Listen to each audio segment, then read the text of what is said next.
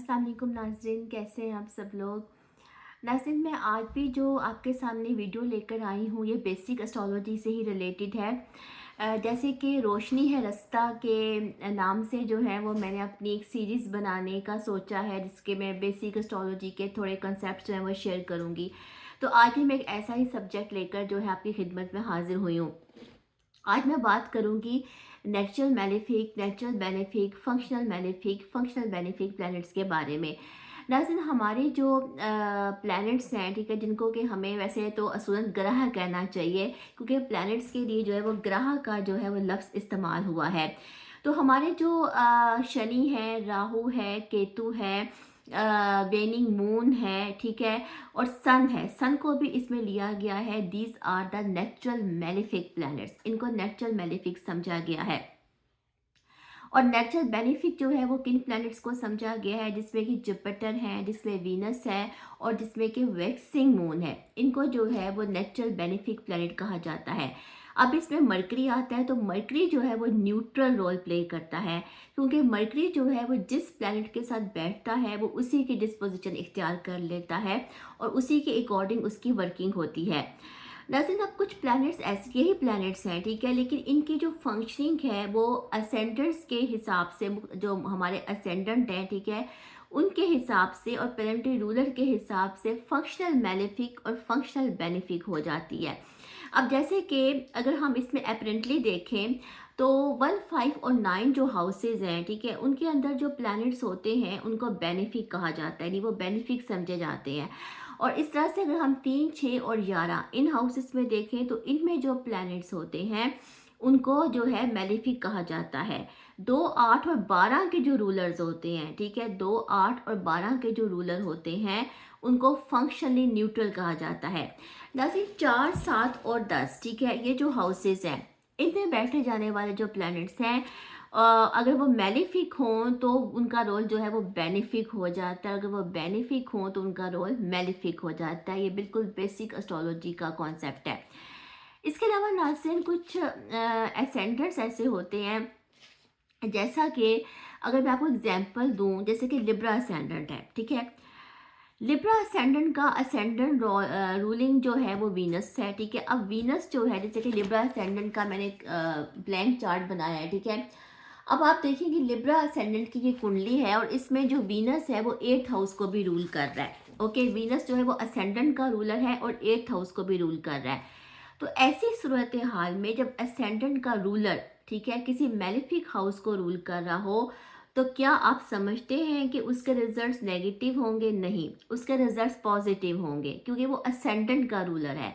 और असेंडेंट के रूलर को जो है ये ग्रांट हासिल है कि अगर वो किसी मेलिफिक हाउस का भी रूलर है तो वो पॉजिटिवली उस चार्ट में मूव करेगा। इस तरह जो है आप किसी और असेंडेंट की भी एग्जांपल ले सकते हैं जिसमें असेंडेंट का रूलर जो है वो किसी मेलिफिक हाउस का रूलर हो। अब ना सिर्फ मिसाल के तौर पे जैसे कि ड्यूल साइंस है, अगर ड्यूल साइंस में अगर मैं एग्जांपल आपको दूं जेमिनी लगन की, ठीक है, जेमिनी असेंडेंट की, तो शनि जो है जेमिनी असेंडेंट के लिए शनि जो है वो 8वें और 9वें घर का रूलर है, ठीक है। नाज़रीन, अब इसी सूरत हाल में आप क्या समझते हैं कि शनि की जो वर्किंग है वो कैसी होगी? इसके लिए क्या वो फंक्शनल मेलिफिक होगा या फंक्शनल बेनिफिक होगा? अब शनि चूंकि यहाँ पे 8वें घर का भी रूलर है जेमिनाई लगन के लिए, ठीक है, और 9वें घर का भी रूलर है। तो ऐसी सूरत हाल में हम शनि की मूल त्रिकोणा डिग्री को देखेंगे, मूल त्रिकोणा राशि को देखेंगे। इसकी मूल त्रिकोणा राशि एक्वेरियस है, ठीक है, जैसे कि 0 से 20 डिग्री में शनि जो है वो एक्वेरियस के अंदर मूल त्रिकोणा में होता है। मूल त्रिकोणा में प्लैनेट जो है वो स्ट्रांग होता है और हर प्लैनेट की जो है वह सर्टन डिग्रीज हैं जिनमें वो मूल त्रिकोणा में होते हैं। तो ऐसी सूरत हाल में बेशक शनि जो है वो 8वें घर का रूलर है, जो कि एक मुश्किल हाउस है, पर हम 9th हाउस में इसको देखेंगे और हम जो है इसकी फंक्शनल बेनिफिक एनर्जी को देखेंगे जो कि जेमिनी लगन के लिए होगी।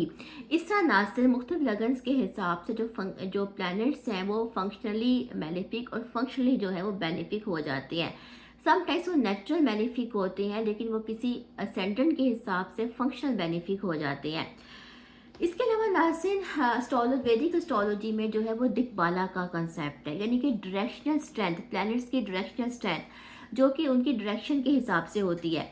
जैसे कि अगर सन को देखें तो सन की जो डायरेक्शन है वो साउथ है, और सन जो है वो 10th हाउस में डायरेक्शन स्ट्रेंथ में होगा।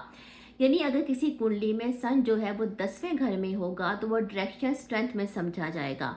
लेकिन अगर इसके ऑपोजिट घर में चला जाए, यानी 4th में चला जाए, तो वो अपनी डायरेक्शन स्ट्रेंथ खो देगा।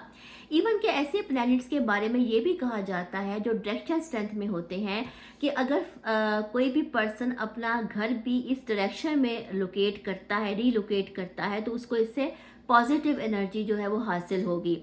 जुपिटर और मरकरी जैसे कि वो ईस्ट के साथ कनेक्टेड है, ईस्ट डायरेक्शन के ग्रह माने जाते हैं, तो वो 1st हाउस में डायरेक्शन स्ट्रेंथ में होंगे।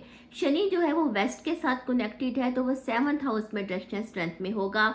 इस तरह मून और वीनस जो है वो 4th हाउस में डायरेक्शन स्ट्रेंथ में होंगे, और मार्स जो है वो 10th हाउस में डायरेक्शन स्ट्रेंथ में होगा अपने डायरेक्शन के अकॉर्डिंग। सन की जो है वो डायरेक्शन साउथ है, मार्स की साउथ है, मून की नॉर्थ है, वीनस की भी नॉर्थ है, और मरकरी की और जुपिटर की जो है वो ईस्ट है, और सैटर्न की वेस्ट है। तो नाज़रीन ये कॉन्सेप्ट था दिग्बाला का या डायरेक्शन स्ट्रेंथ का। ये बिल्कुल बेसिक एस्ट्रोलॉजी के कॉन्सेप्ट हैं जो मैंने आपको बताए हैं। उम्मीद करती हूँ आपने से कुछ सीखा होगा। इंशाल्लाह किसी और वीडियो के साथ आती हूँ। मुझे अपना फीडबैक ज़रूर दीजिएगा। अपना ख्याल रखिएगा। तब तक अल्लाह हाफिज़।